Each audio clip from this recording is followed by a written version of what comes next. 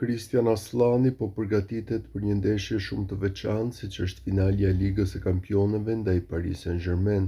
Mesfushori shqiptar shpreson që këtë herë të jetë protagonist edhe në fushën e lojës e jo vetëm në pankinë, siç ndodhi 2 vite më parë kur Interi u mund nga Manchester City.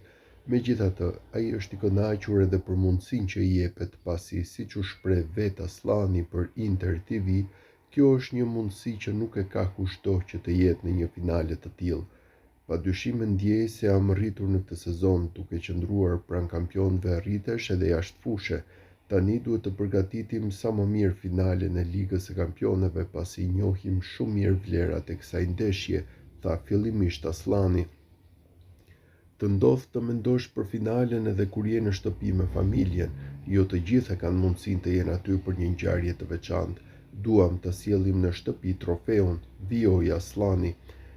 Në fund, një koment edhe për Hakan Çalhanoglun, me të cilin ka bërë shpesh stafet në këtë sezon.